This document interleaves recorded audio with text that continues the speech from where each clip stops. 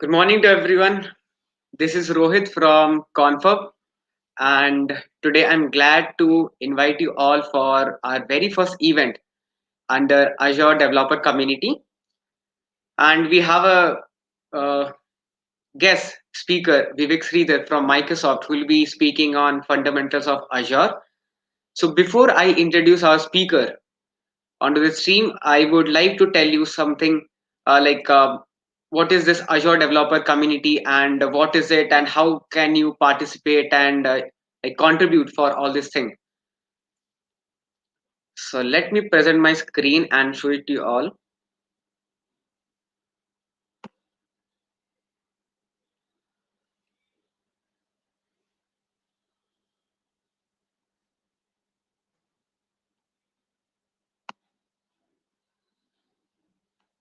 All right, I hope all of you are able to see my screen.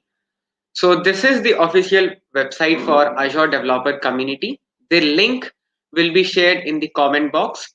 So the link is azdev.confab.com.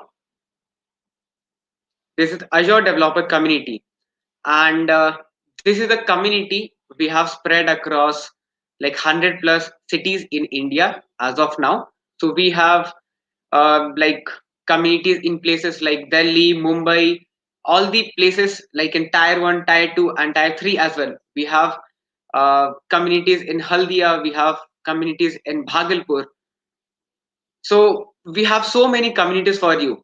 And why is this for?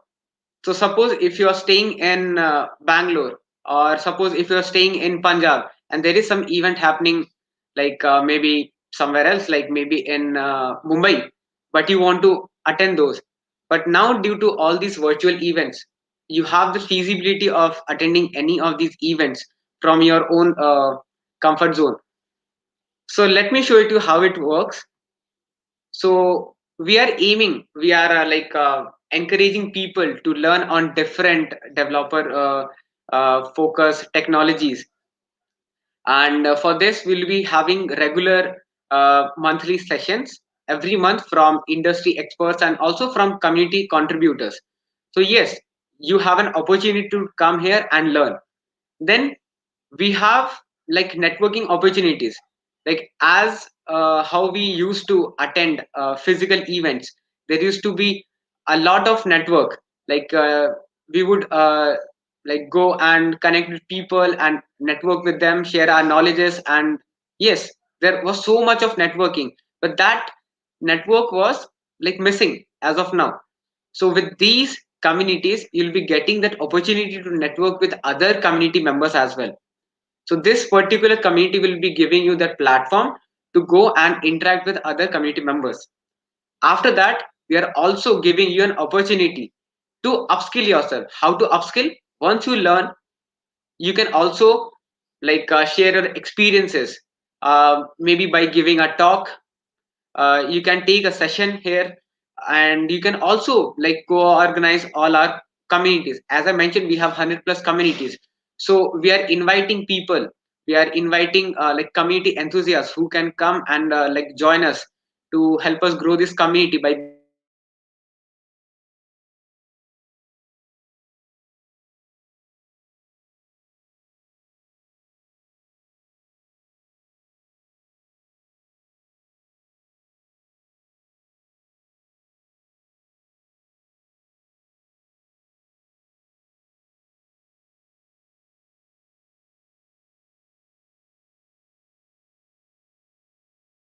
it works.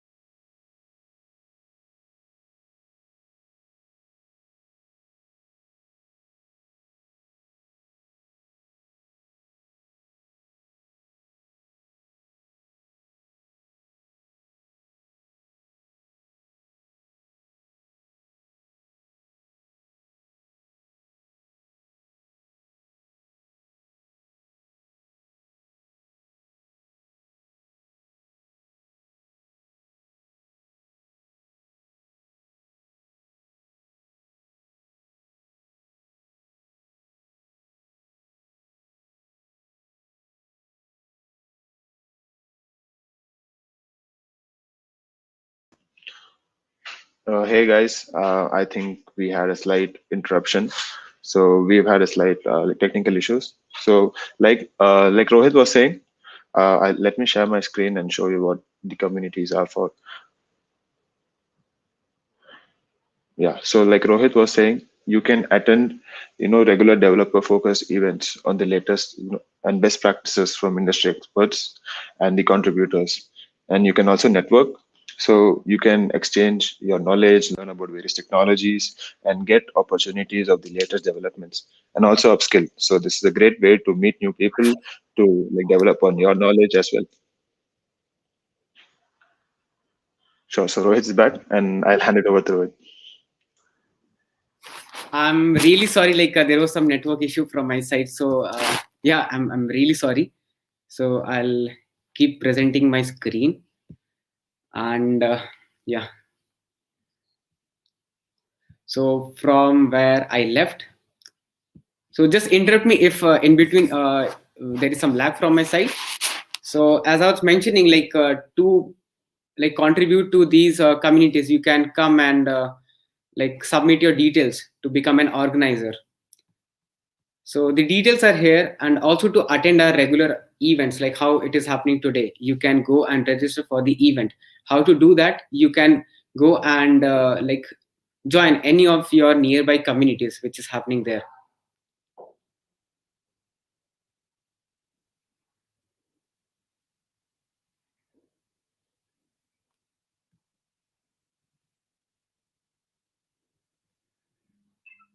Yes. So there are 100 plus communities as of now. So you can join any of these communities. Suppose if you are in Bangalore or Mumbai, you can search by the city name or the region, and you can join these communities. And once you are a member of these communities, you'll be getting regular notification or updates about these events.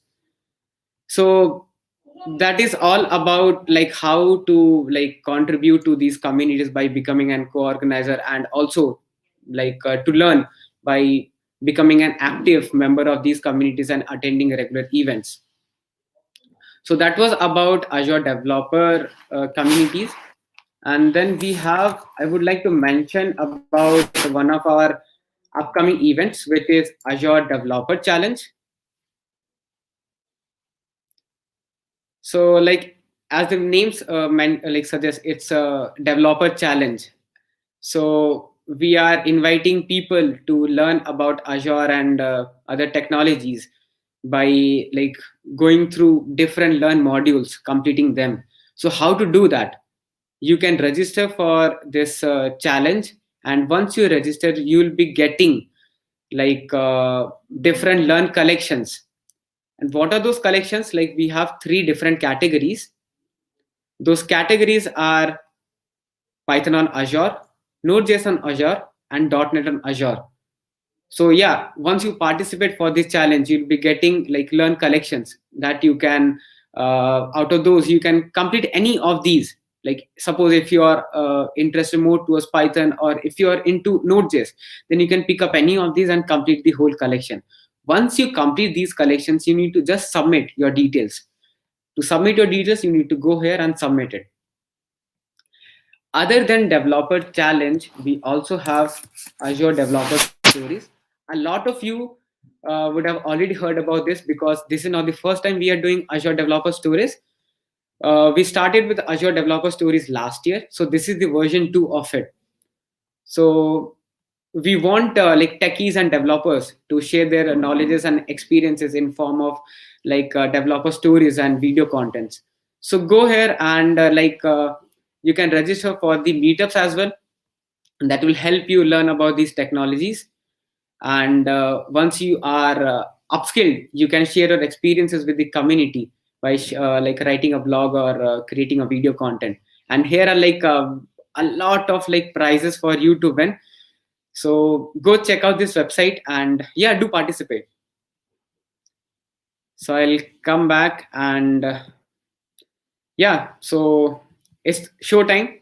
I'll introduce our speaker for today's session, Vivek Sridhar.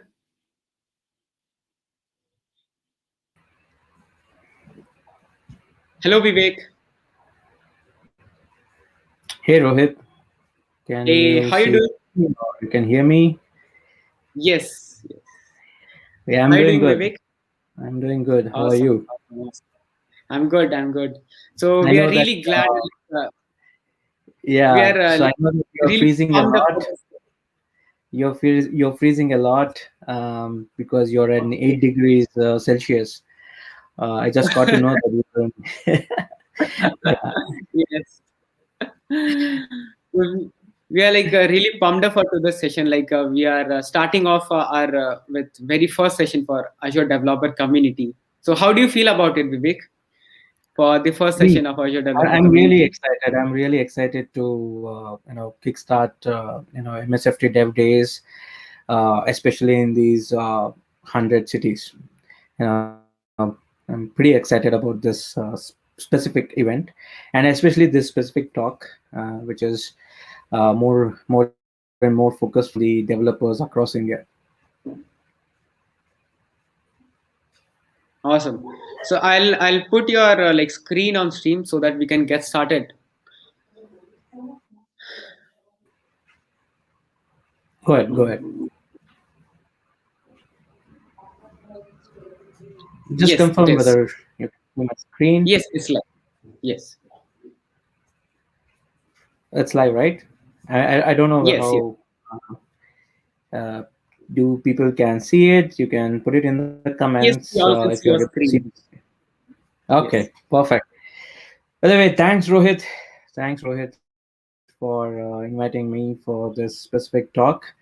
And as I told you, right, I'm really excited to kickstart MSFT Dev Days across India. And specific to this particular series, which we are doing, is more focused on developers and and how they can build and deploy applications on Azure.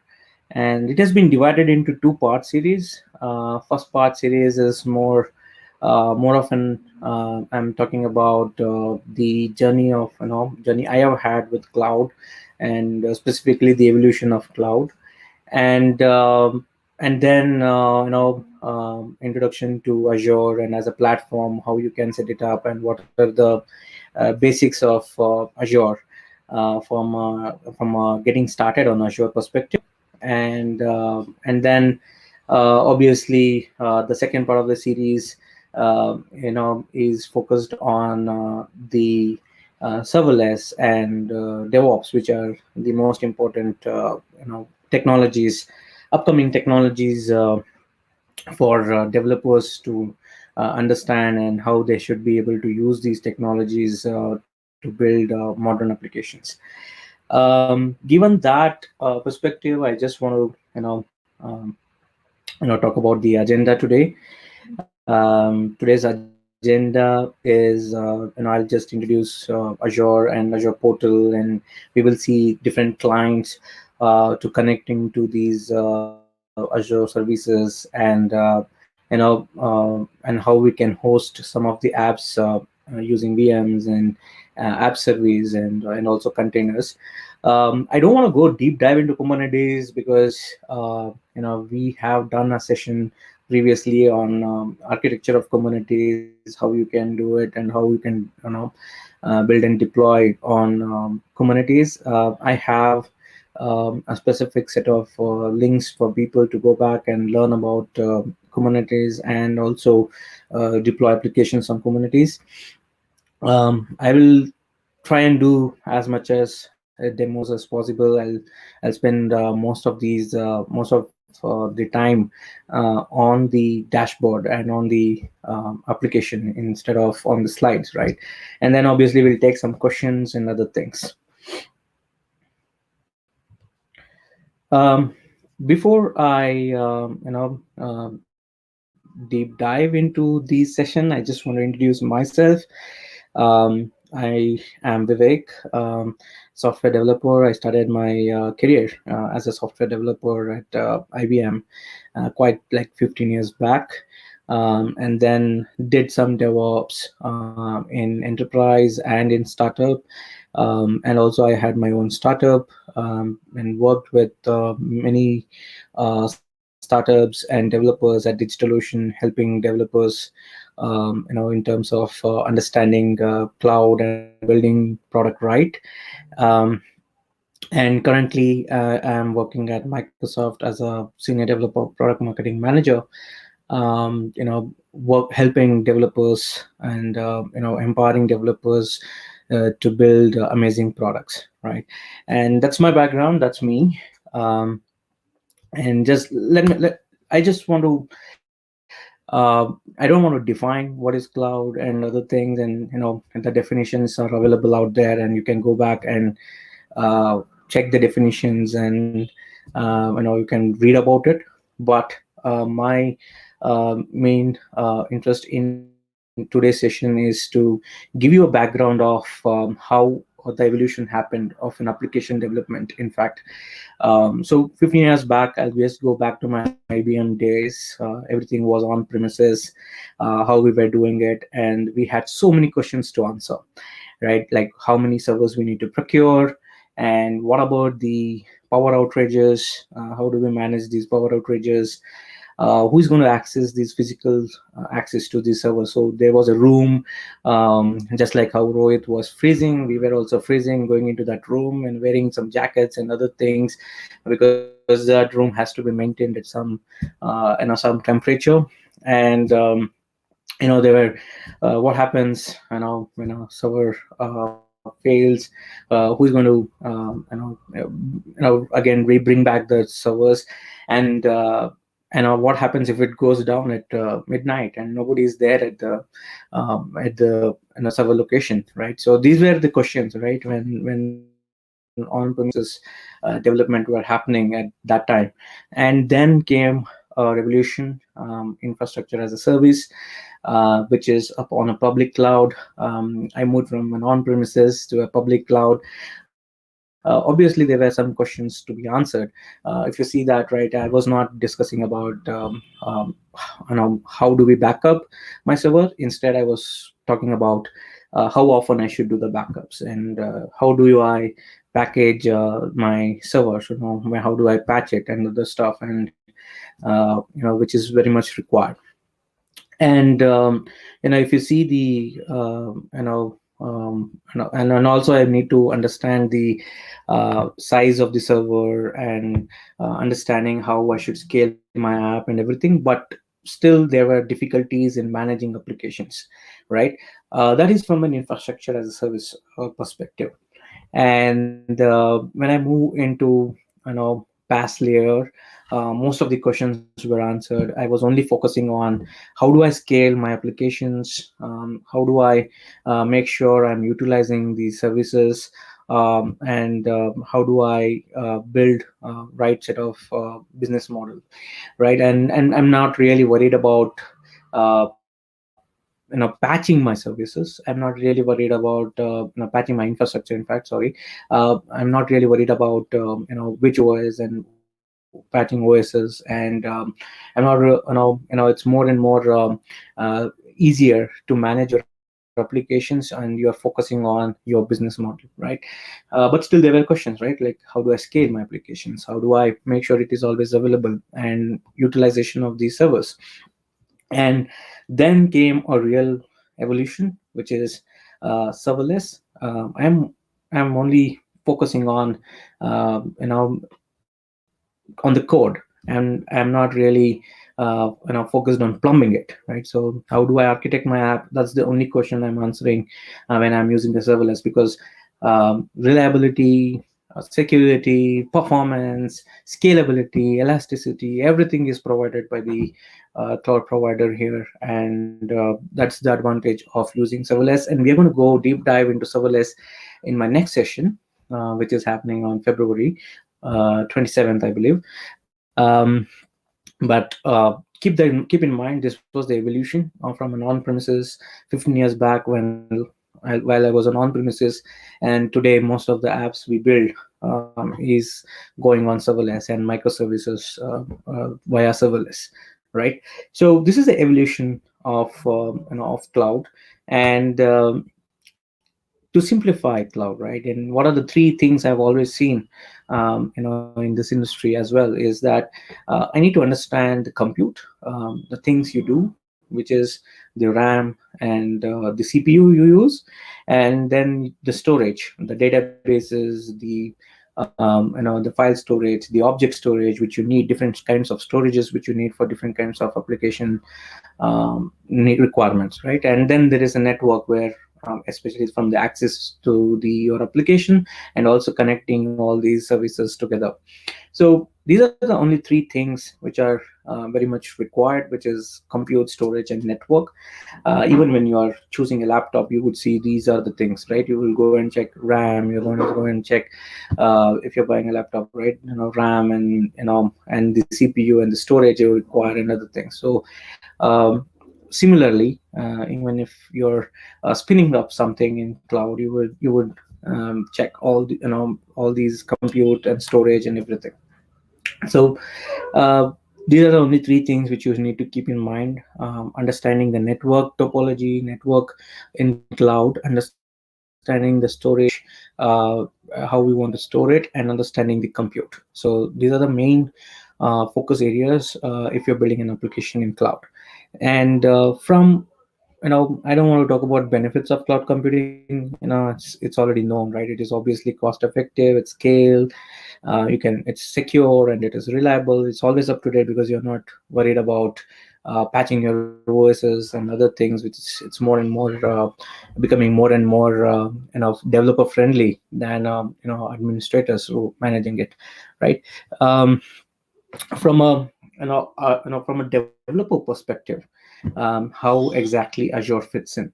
So Azure is a public cloud, and where I talked about infrastructure as a service, that's where Azure comes in. From a developer perspective, what exactly Azure provides to the developers.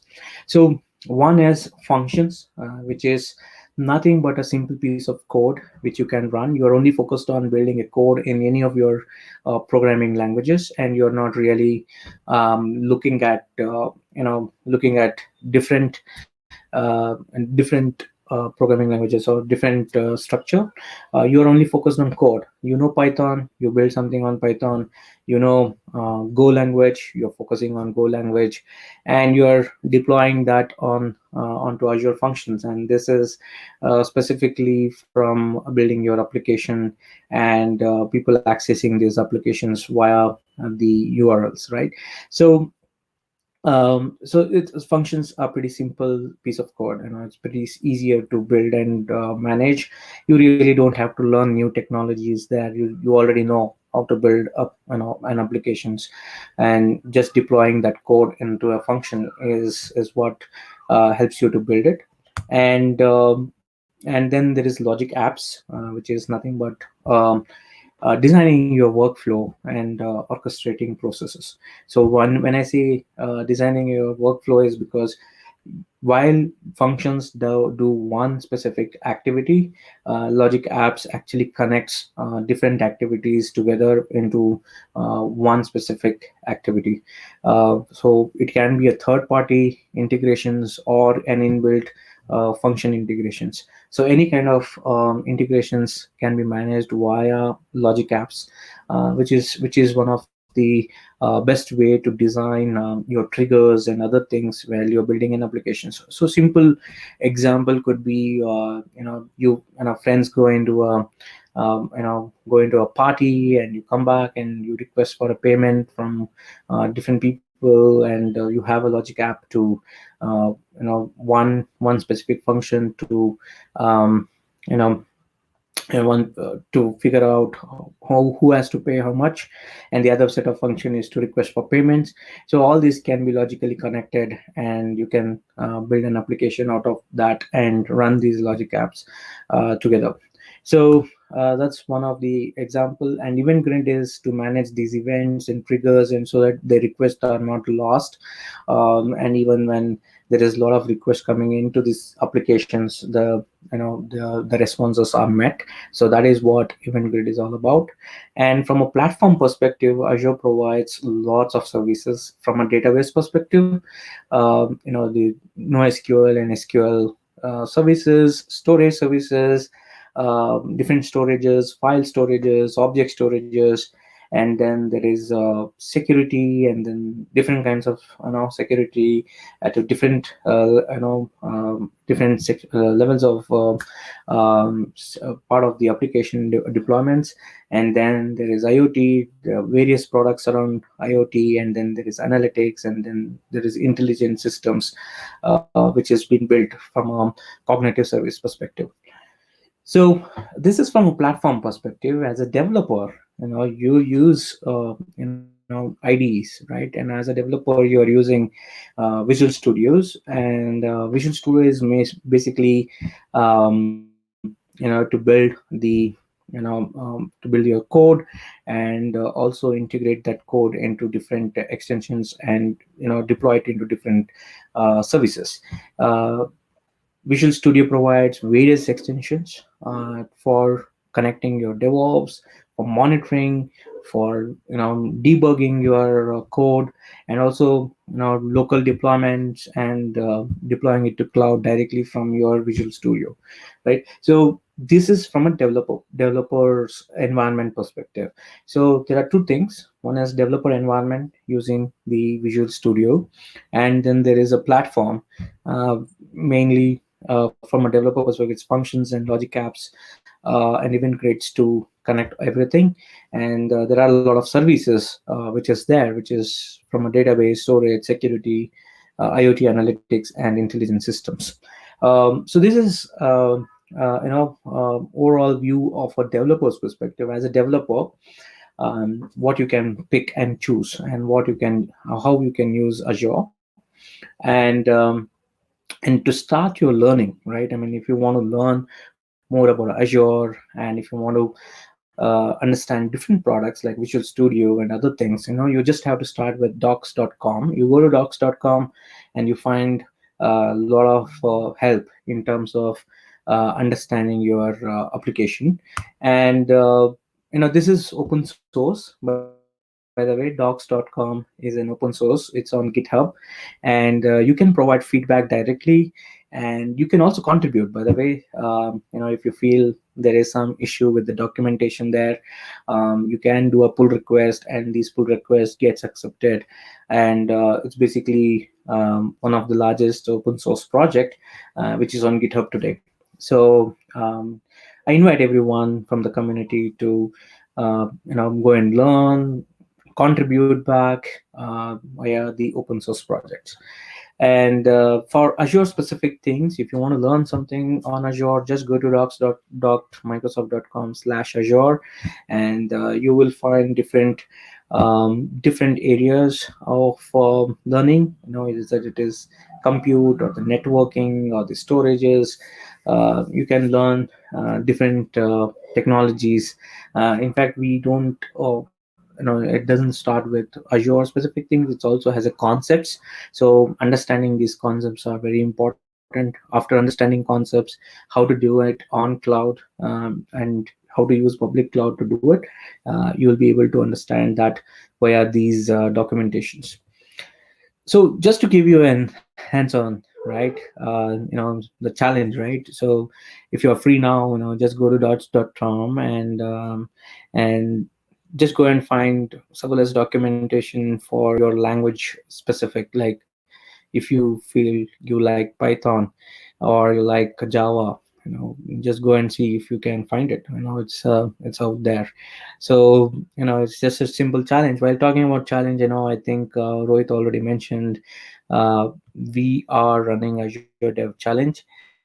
It's you just need to go to challenge.confab.com, and you'll find the way to build your career as well. It's just learning, learning Azure, and building on Azure, and just not just building on Azure, even giving back to the community by contributing as a creator via blog and videos, and whatever you have learned and whatever you have built, and get certified. That's the agenda here, so that you understand cloud in and out, and also be notified as a expert in that area. So go ahead and focus on the Azure Dev Challenge and see how you can complete those challenges and learn stuff and contribute as a blogger. So Microsoft Learn is free, by the way, and if you go to microsoft.com/learn, you will find a lot of good tutorials.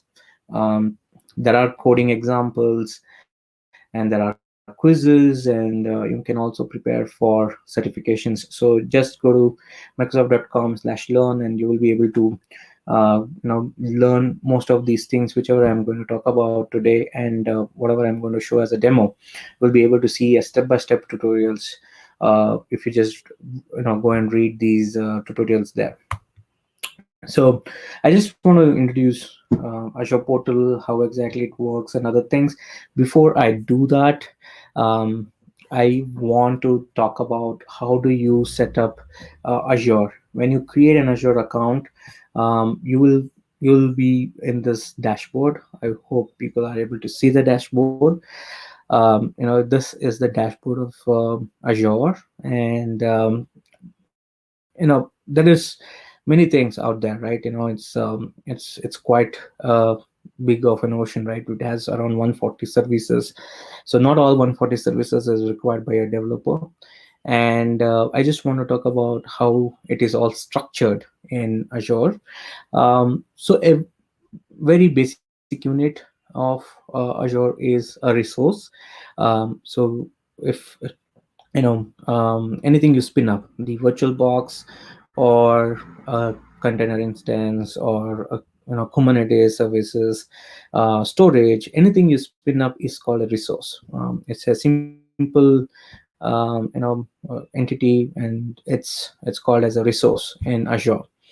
And these resources are grouped into resource groups. So it's basically a logical connectivity, logical structure, where resources are part of the resource group. And for example, in a developer environment, you're doing some microservice activity, and all these resources are part of a microservice which you are deploying, and you are calling that group as a resource group for a specific microservice and developer activity. And basically all these resources are spinned up together, can be deleted together under the resource group, right? So you're just logically grouping them. And then Azure subscription is basically called as subscription. In fact, it is part of the which covers overall resource and resource groups, and you can have many resource groups under a Azure subscription. So you can have many resources under a resource group, and under Azure subscription you can have many resource groups. So subscription is basically you're subscribing and you're controlling the payments, you're controlling what can be deployed, and role-based accesses and everything. I'll show that as well. So before I go into deep dive into how to manage these things, how exactly this thing work is through a REST API endpoint by Azure Resource Manager. It is actually connecting to the clients. So there is three ways to connect to Azure. One is PowerShell, one is Azure Portal, and the Azure CLI. All these three are different clients where it uses REST API endpoint onto Azure Resource Manager. It sends a request to Azure Resource Manager, and then it is validating the Azure subscription, and then going and talking to resource group and resources. But while these clients are requesting for a specific activity and specific requirement, there is resource groups, resource provider, Azure resource provider, which is part of the Azure resource group.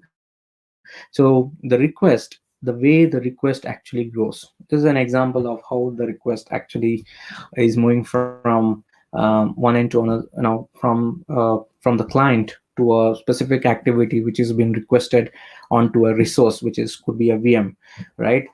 Say for example, you are you are spinning up a new VM.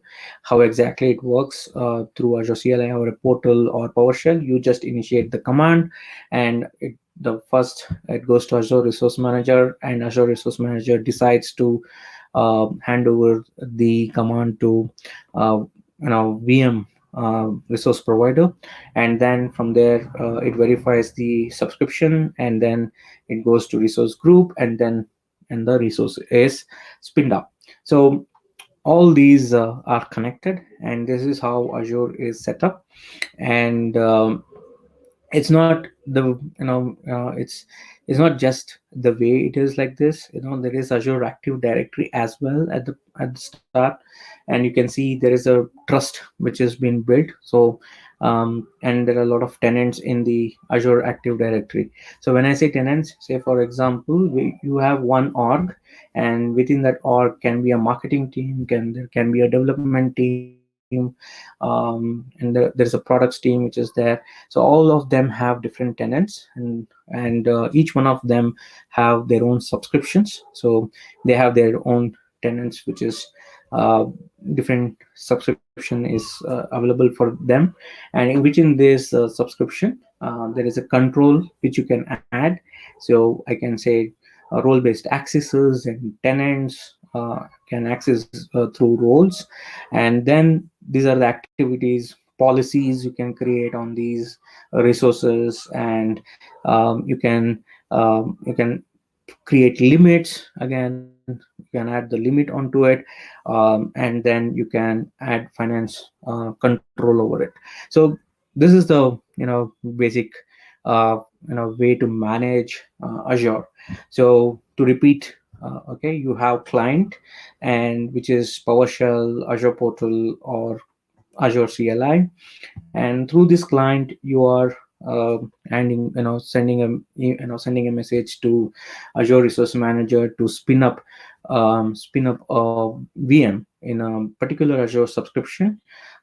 These are again verified via the Azure Active Directory, and it associates a tenant based on the user, based on the person who is actually initiating these commands.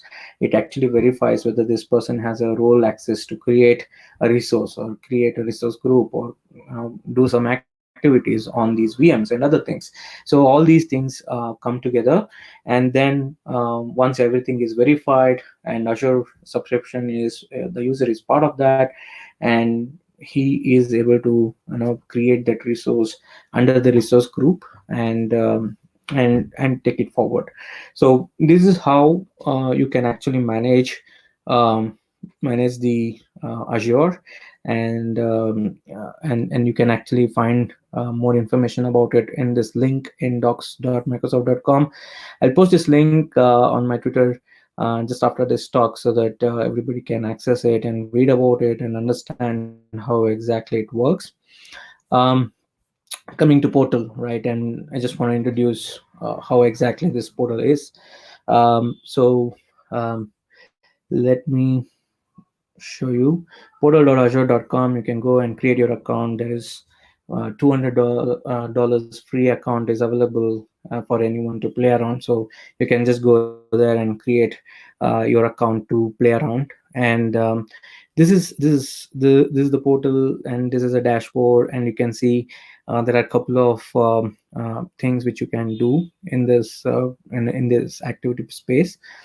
And you can go ahead and create a resource. So that is the basic thing, right? When we talked about it, you can just create a resource under different resource groups and subscription, right? So let us go ahead and create a VM, just to understand how exactly you can create a VM and use that VM. So here is Ubuntu service. So I'm using portal, Azure Portal, to as a client, as an exercise. Just after this session, you can go back and see how you can do it via CLI or PowerShell, and see how these activities which I'm doing, you can run it through the CLI of Azure. Okay, so the Ubuntu service, which I'm just clicking on Ubuntu. So I just went into create resource. Let me go back and just went in here, create resource. Just click on create resource. I hope you can see my screen.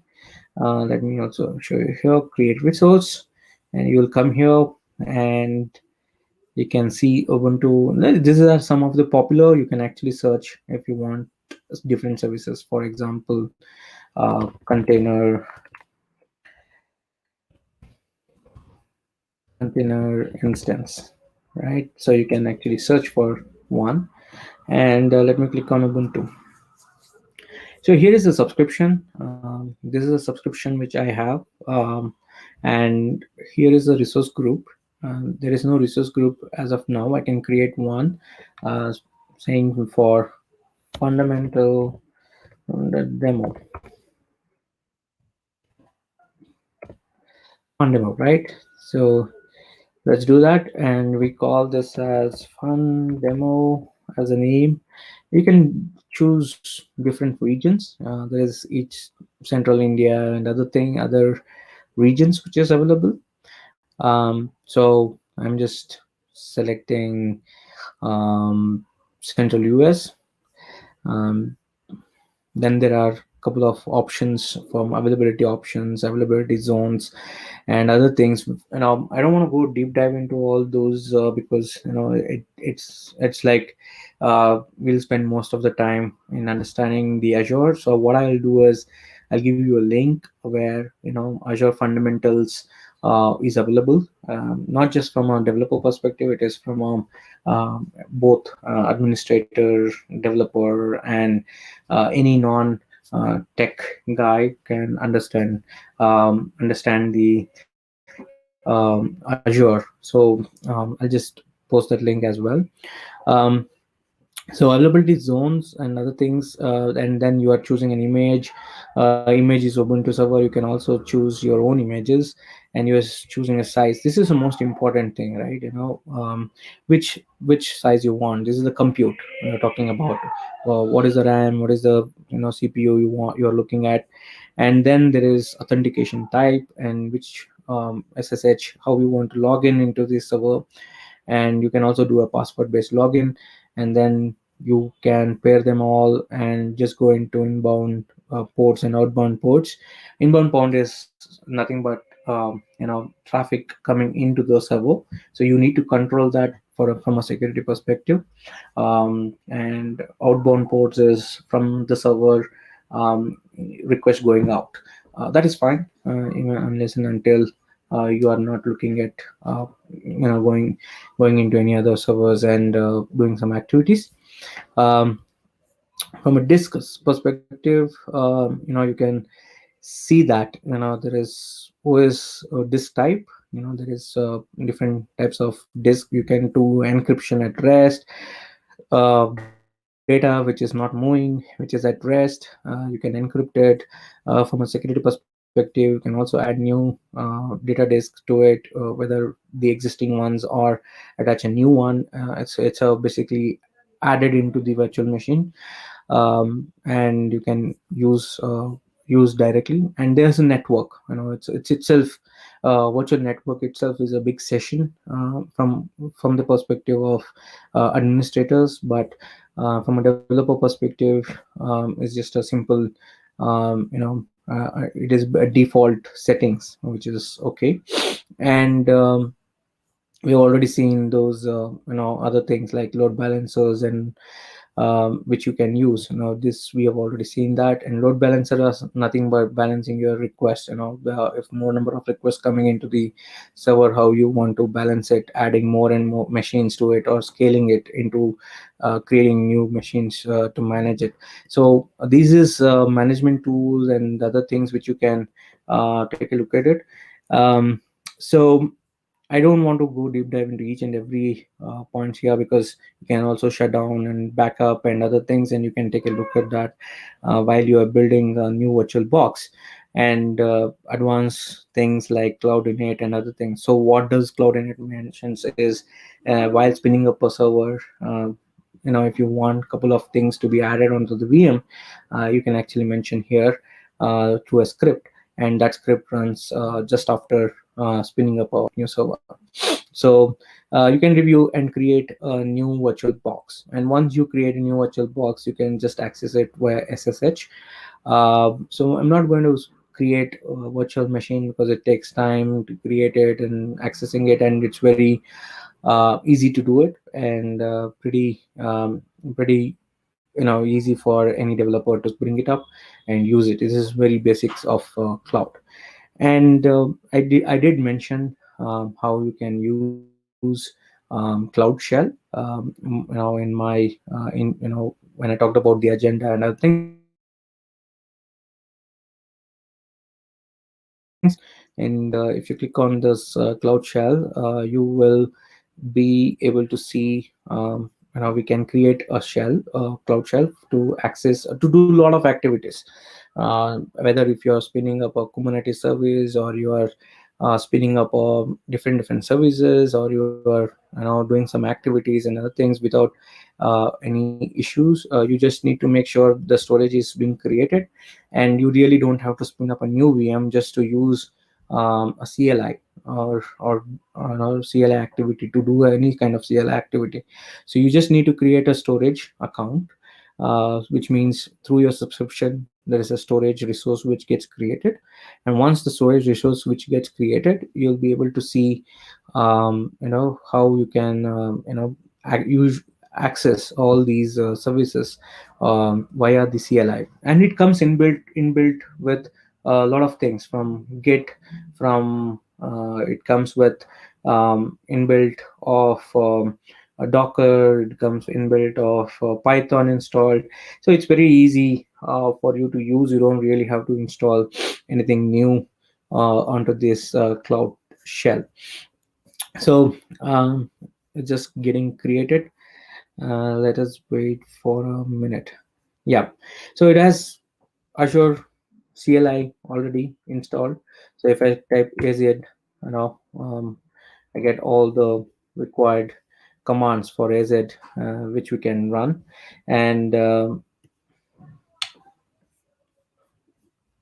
just a second. Okay. AZ AKS help.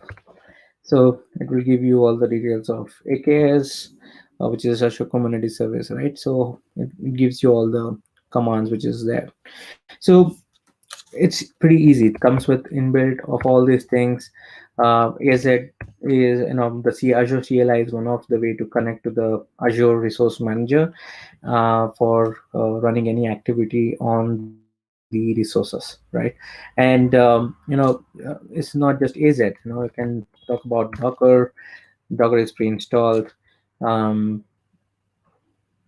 it comes with Kubernetes CLI installed, which is all latest versions of these services. So this is the power of cloud, right? Which I talked about. When it comes to PaaS layer, where you really are not managing these services. You're not really installing all these services. You're just you have the flexibility of using the CLI into your inbuilt onto the cloud portal itself, right? So you are just using the commands, and you're just getting started without any issues. You can even do the git, clone your code, and just deploy using app service. So it's pretty easy. So one of the challenge which I would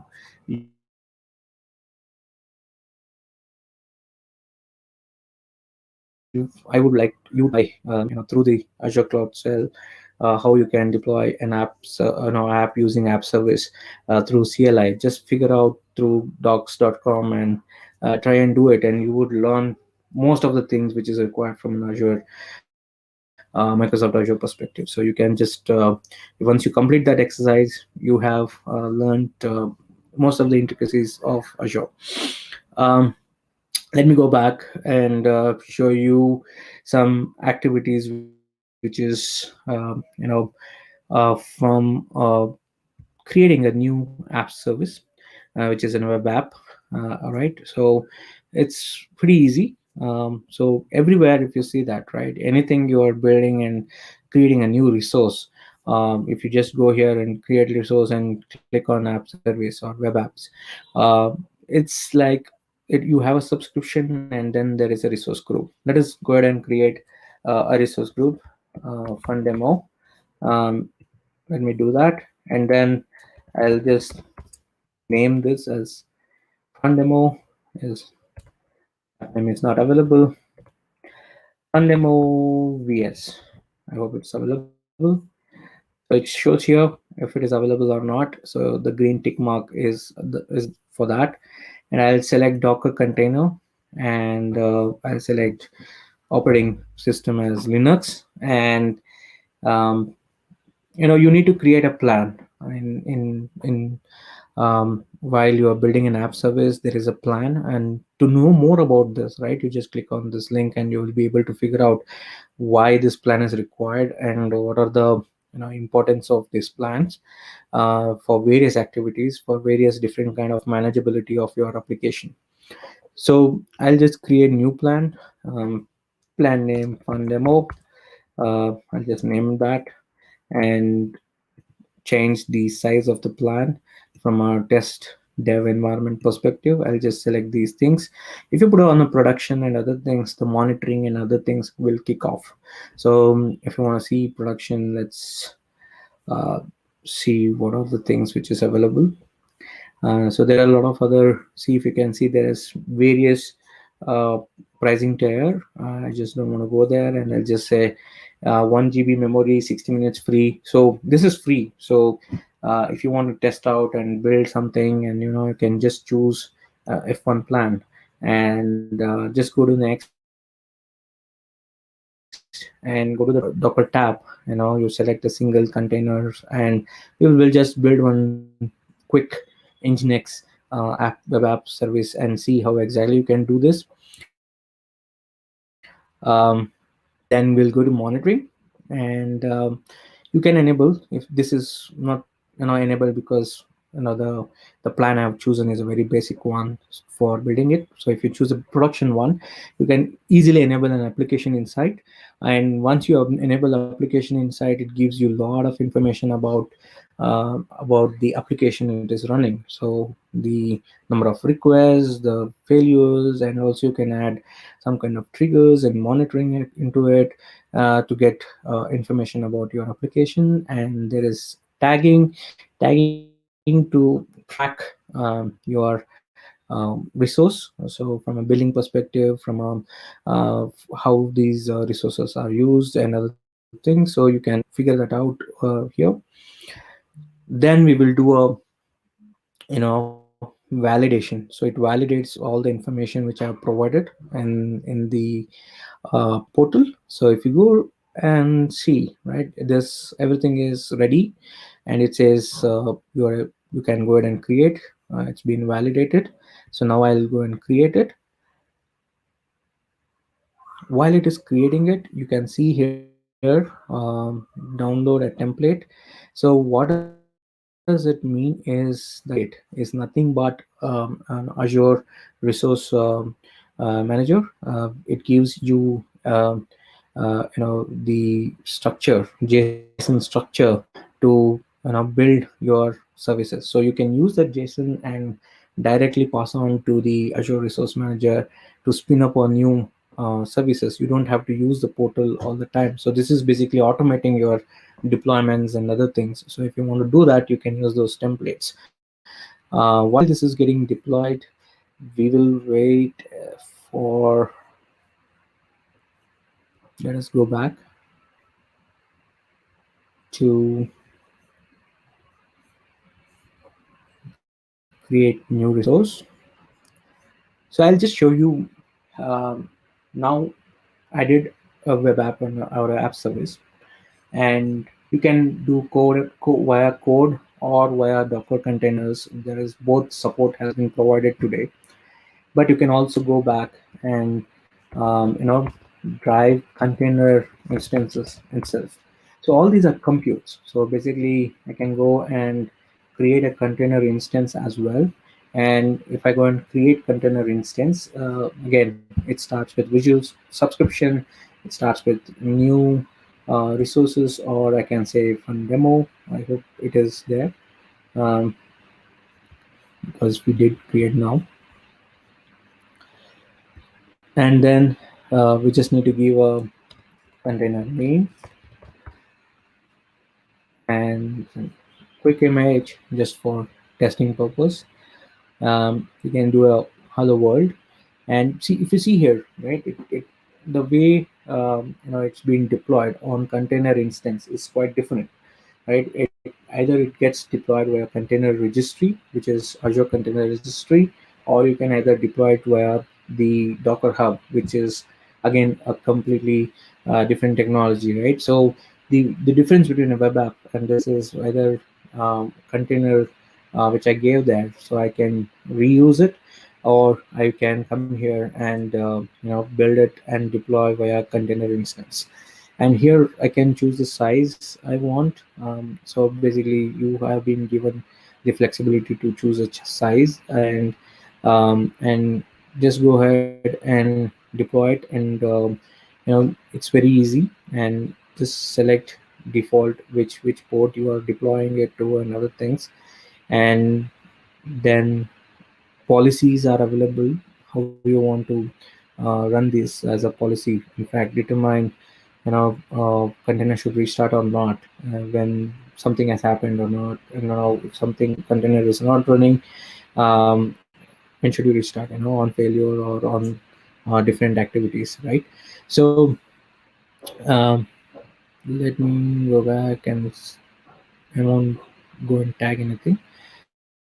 So it again verifies whether I've given the right set of information before I deployed. So I'm just going and deploying that as well. So while this is deploying, let's see whether that deployment is in progress.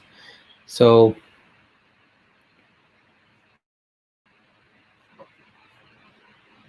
container deployment is in progress.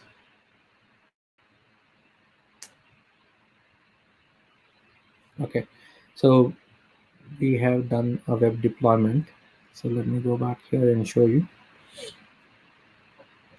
Okay, so now I opened that deployment, and you can see that it's deployed. The whatever code, which is the Nginx, uh, we wanted to deploy and see is deployed. And if you go and click on this particular link which you're seeing, right, just click on this link or copy this link and just open it here.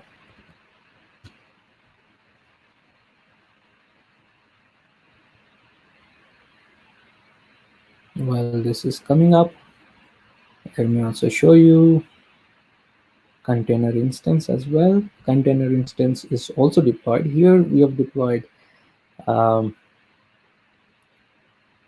through an IP.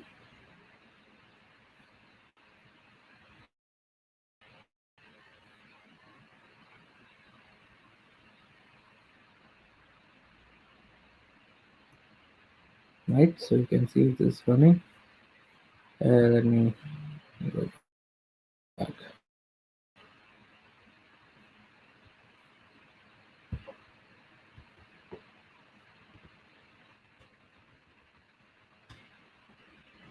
So container is pretty fast, right?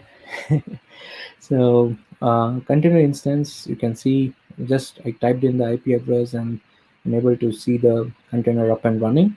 And the the one which we deployed into web app service, it's taking time because it is creating that image, downloading that image, and running that image. And since it is for the first time it is deploying, it takes some time. Once it's done, it will just run the way the containers has to run. So there is obviously advantage of running as a container instance here. So let us wait for this to come up. um, so in a bit of time. While this comes up, I'll just want to spend some time here.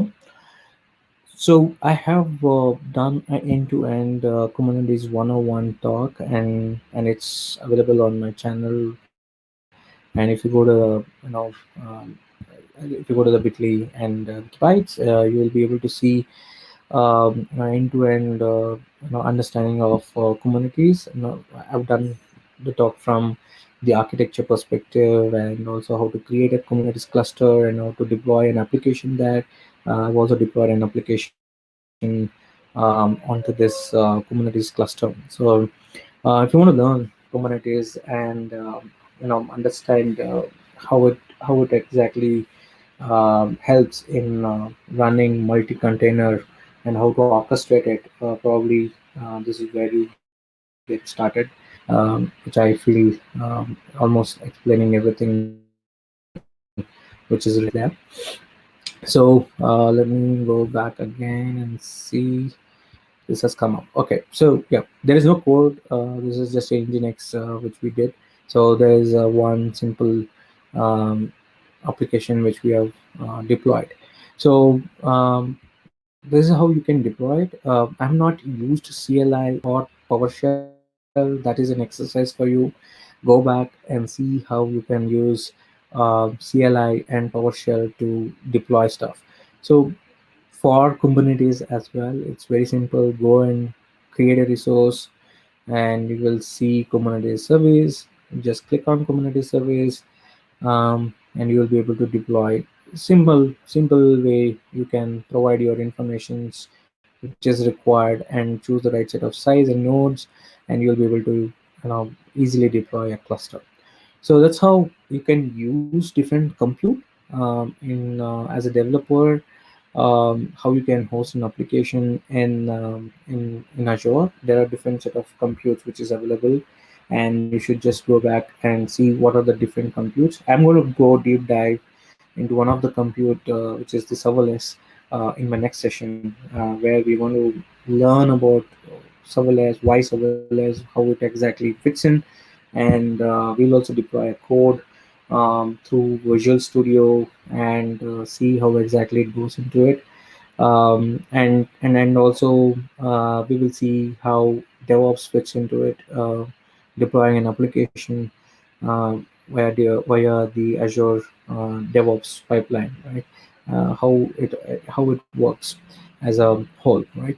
Um, so I just want to give you this link so that you can go back and learn Kubernetes service. Before I leave it everything, whatever I have discussed now and more is available in this link. Everything is on GitHub. Even the slide is on the GitHub. Not specifically these slides, but there is our developer advocates have built specific slides for Azure for developers, and you can actually find everything in this specific link. Don't forget to go there because you get everything there. And then please join and contribute to our newsletter. We have something called as Microsoft .source, which is a developer specific newsletter, and you can actually contribute.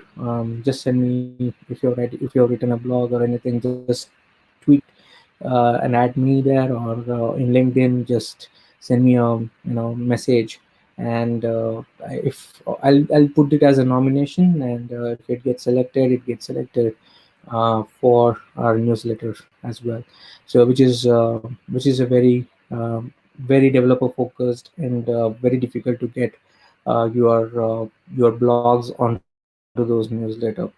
And by the way, all the people who are contributing to Azure Dev Stories and top selects will be published in this newsletter. Okay, okay, thank you. And Rohit, if you have any questions, I would love to take those questions.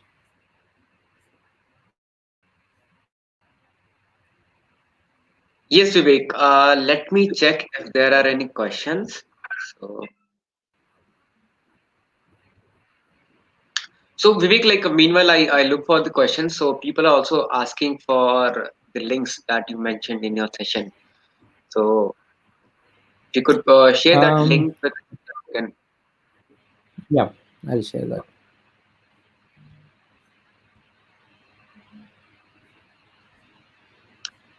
So people, like, if there are any questions you want to ask Vivek, he can answer to them live here. This thing. Please drop your questions in the comment box. Oops, I went into it. Uh, Let me share the link. Okay, I think this is the link people are asking for.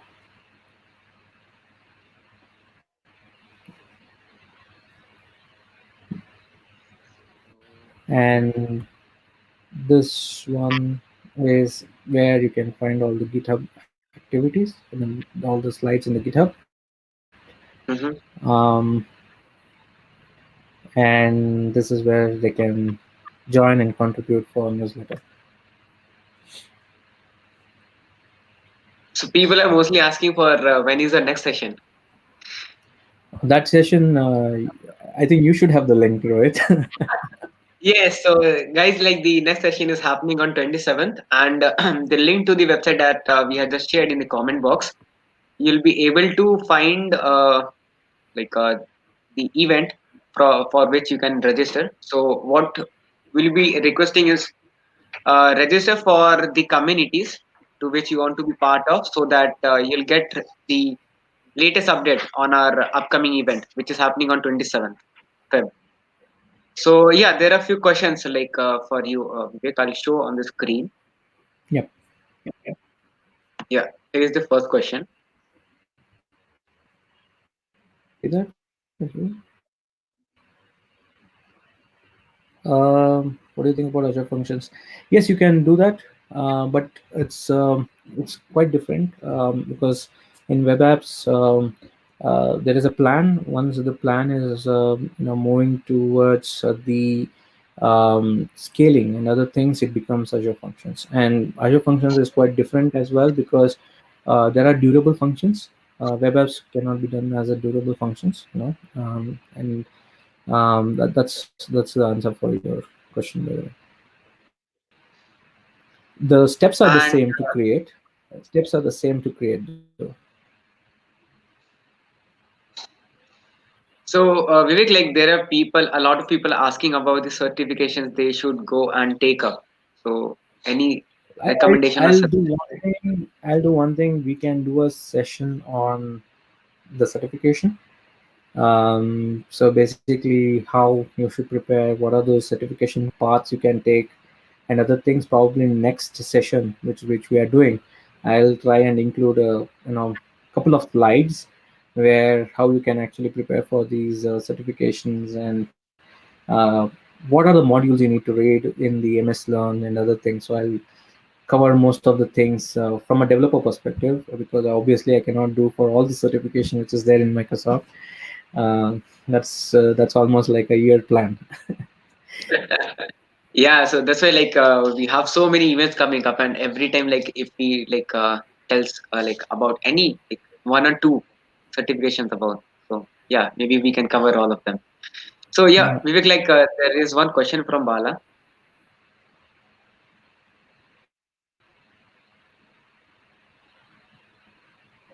I hope you are able to see the question. Yeah. So yes, I see that access internally. Yes, you can if you put it under the secure link. You can definitely access internally. That you can do it. That is based So on the design. also there is a Vaibhav who is a network engineer, and he is asking how to start his career in Azure.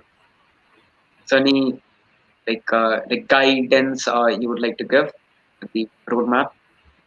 Yeah. So basically, see, everything is as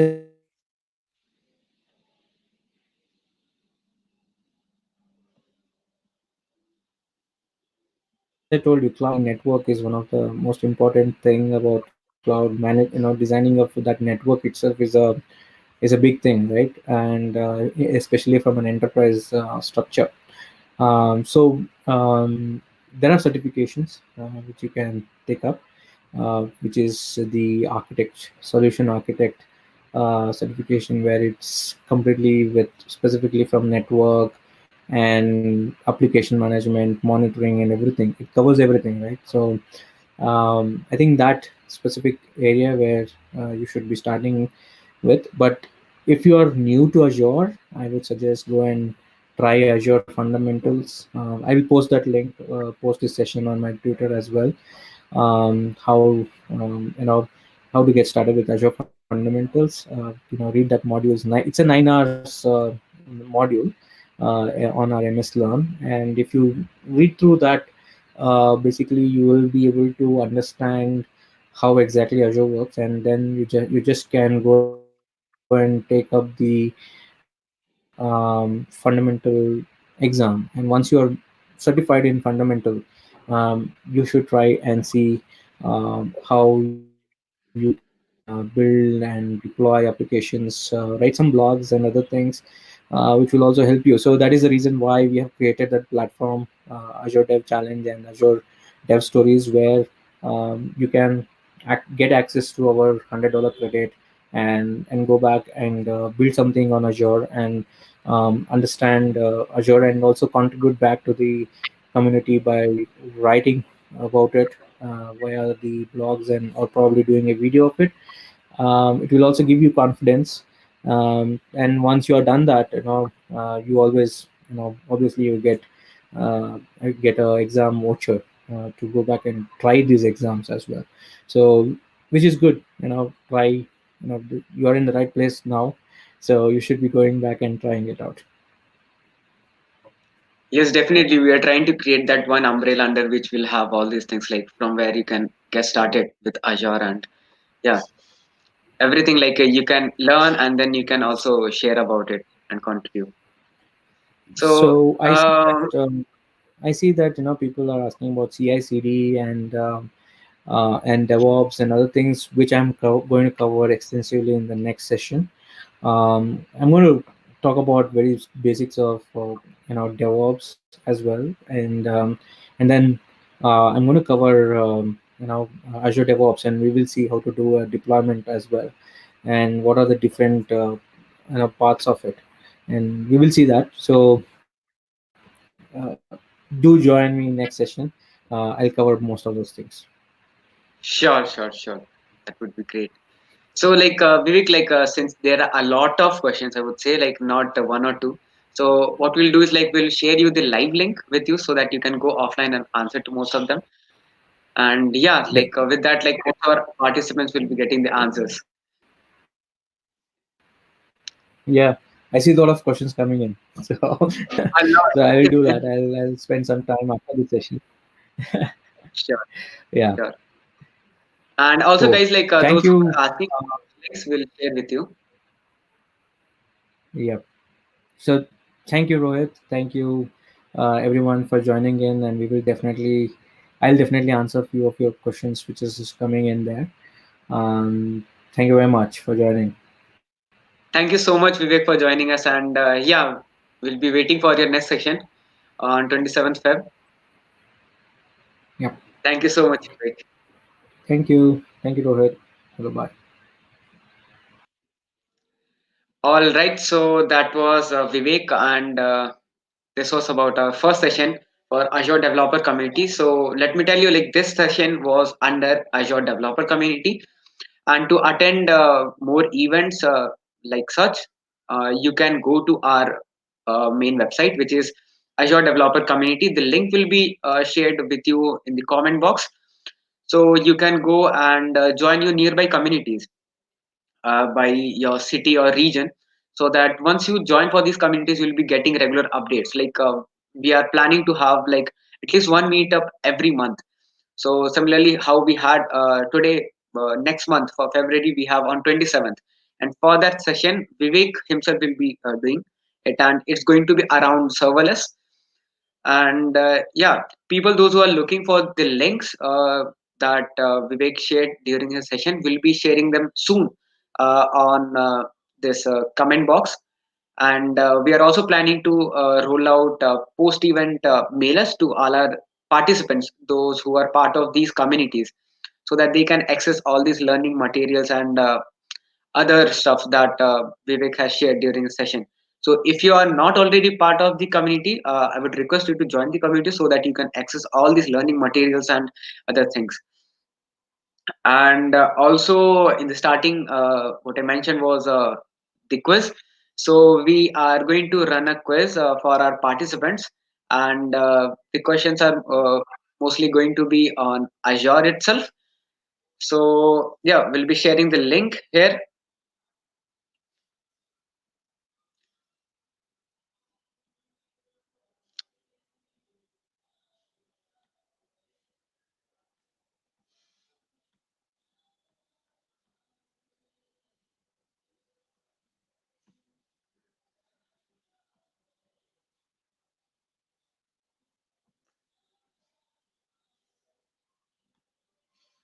Let me share my screen and show it to you.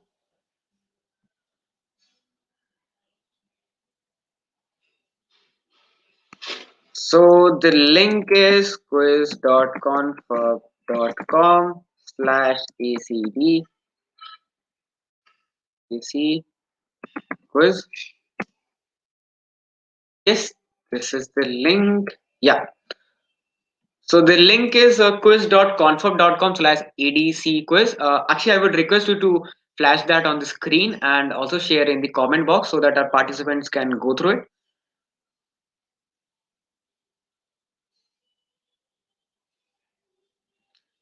I think it's there or it's going to be shared.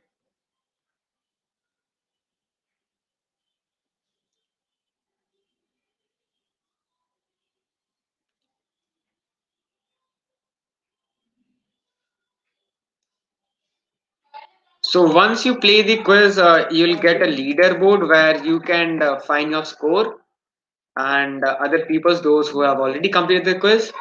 So the link is quiz.confirm.com/adc quiz. Yeah, the link is here already. Guys, go through this link and participate in the quiz to earn Azure credits and Azure certification exam voucher.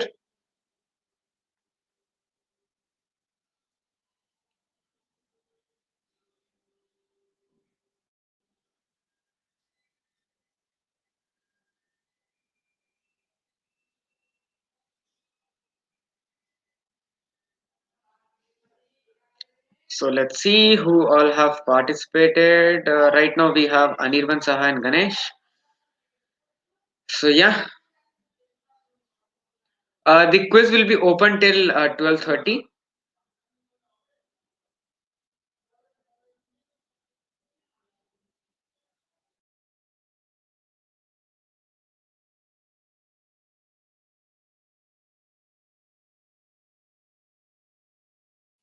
Top 5 winners you will be getting Azure credits and Azure certification exam voucher. This is what Vivek was mentioning during his session. So you can access this pass and you can take Azure certification exam voucher. With that, you'll get certified. So yeah, it's really exciting. You can participate in this quiz and get a chance to win Azure credits. With that, you can explore various Azure services and also take up the exam. So meanwhile, people are participating in the quiz. I would like to show you the website for Azure Developer Community.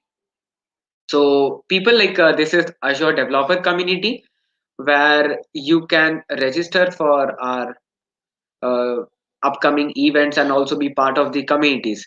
So you can go to the community section. We have 100 plus communities right now based on different cities. Like you can see, like there are communities starting from like Agartala, Agra, Ajmer, Allahabad, and so on. Like we have 100 plus communities right now. So you can visit the website and search for your location. Suppose, for example, if I search for Kolkata, I can get the community. So you can go through this and join this community so that you can be part of this community and you will be getting the notification for upcoming events like how we have for February 27th. So we are planning for a lot of events and so many activities in coming days. And also not just attending the events, we are also inviting people to be part of the organizing team. You can become an organizer for Azure developer community, where you can organize events in your local uh, places, your community. Suppose if you want to become an organizer for Delhi, you can, and you'll be doing these events. Uh, so for all the details, you can go to the main website and go through the form. What you need to do is you just need to fill up this form with your details, and someone from our team will be reaching out to you. That's all. So let's see how many people are there. All right, so we have 55 people right now.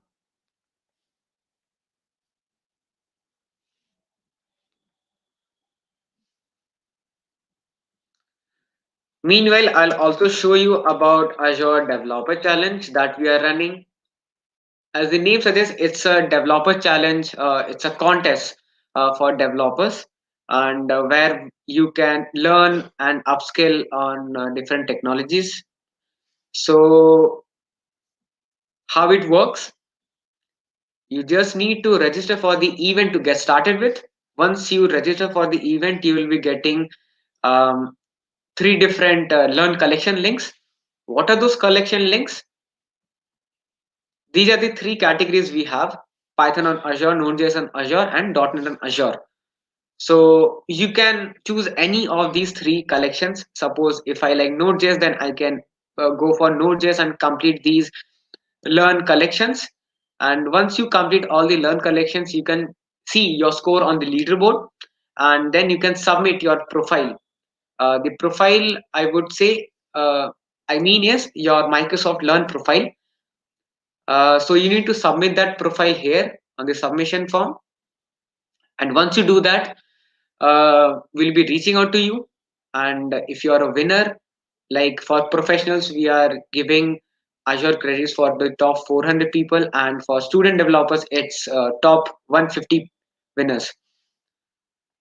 So yeah, go for it and participate in Azure Dev Challenge. So as I mentioned, we have Azure credits and we have swag packs for our winners. Go and check out this website for more details. Apart from Azure Developer Challenge, we also have Dev Stories. It's Azure Developer Stories. So this is the second version. So we started with this last year, 2020, and this is the second time we are doing it. So what is Azure Developer Stories?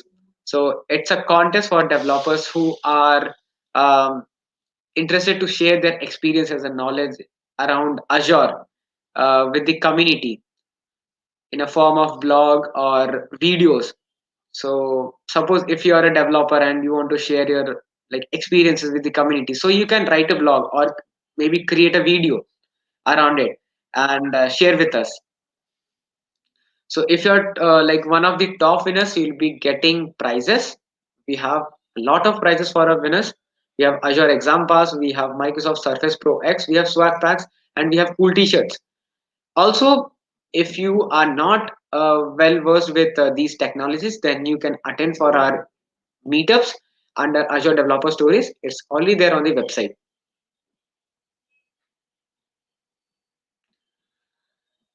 All right, let's see how many people are there till now. So we already have 97 people participating, and on top we have Vivek Shinde, Upendra Singh, Piyush Gupta, Upendra Kumar, Souvik Das.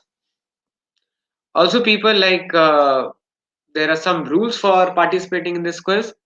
If you are found like duplicate entries won't be counted. So make sure your entries are like correct, the details submitted, and yeah, you don't repeat or like you don't submit your details again.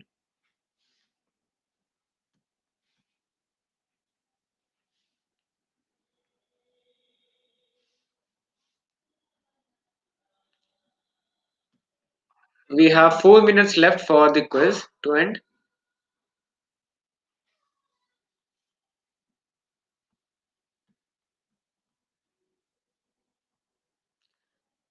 So we have 109 people already participated. We have just 3 more minutes left for the quiz. So people, those who have not yet participated, request you to go and participate in the quiz.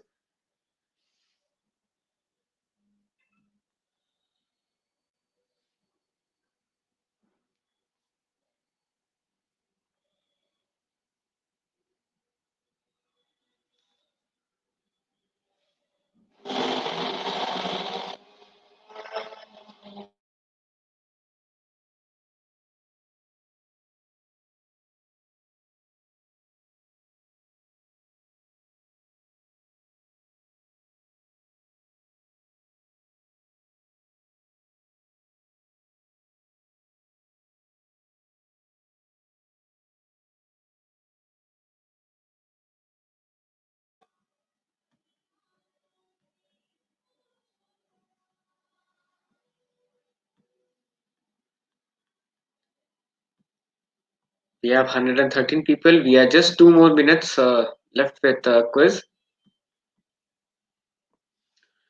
Also, people, like the winners will be like if you are a winner, we would request you to drop us a mail to reach us at confirm.com so that we can take this forward and share the prizes with you.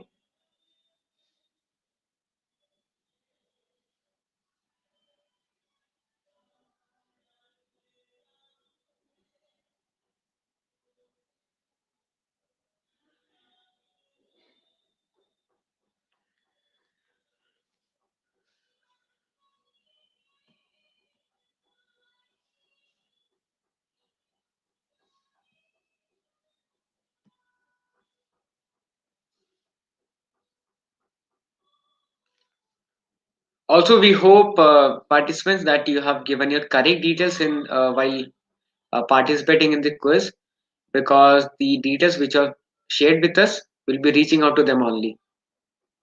So make sure the details you have submitted are correct.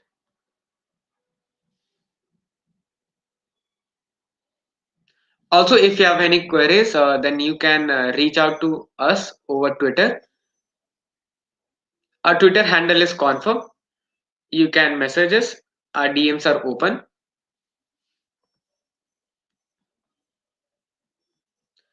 Alright, guys, we are just left with 1 more minute for the quiz, and we have 122 people already participated.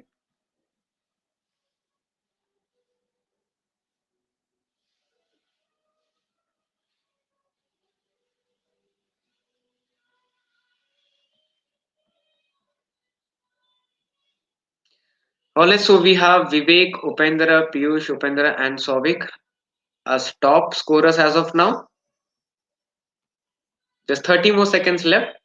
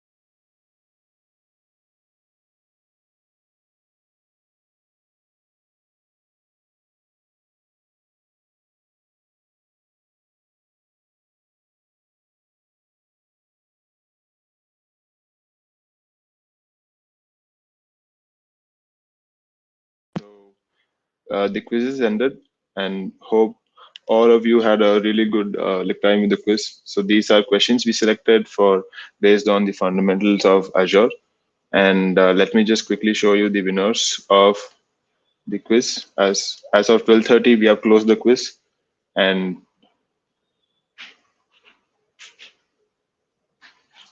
so just give me a minute.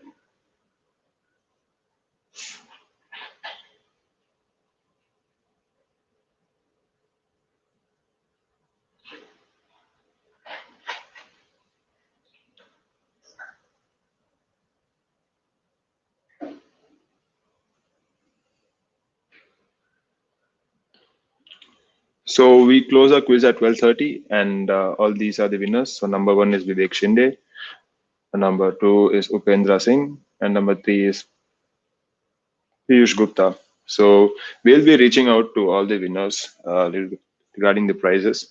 So you don't worry, we'll be reaching out to you.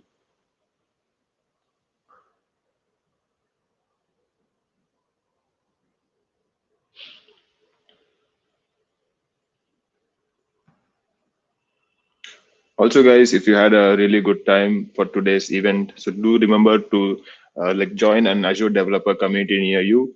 As you know, our website, AG.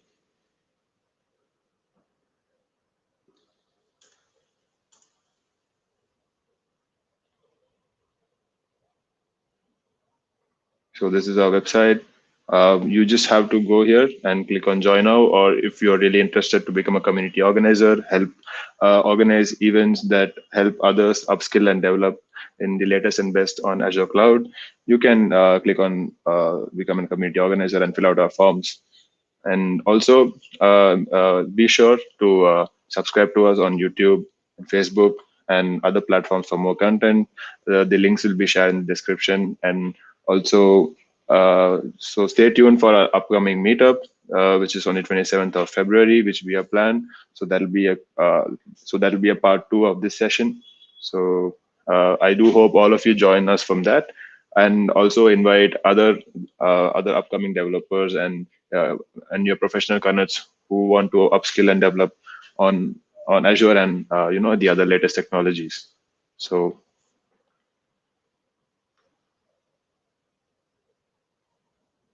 yeah, so I think we've come to the end of our session. Really glad having all you guys here, and I think see you in the next one.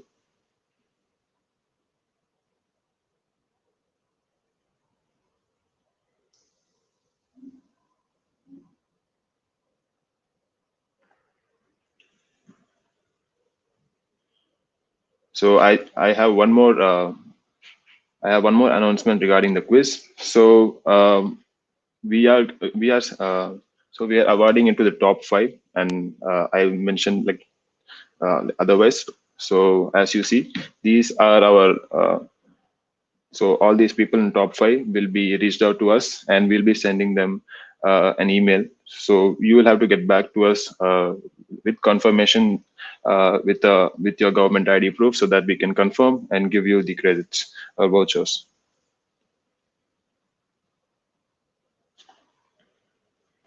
With that being said, I think it's time to end our session for today. Yeah, thank you to one and all for joining us, and hope to see you in the next one. All right, goodbye, guys.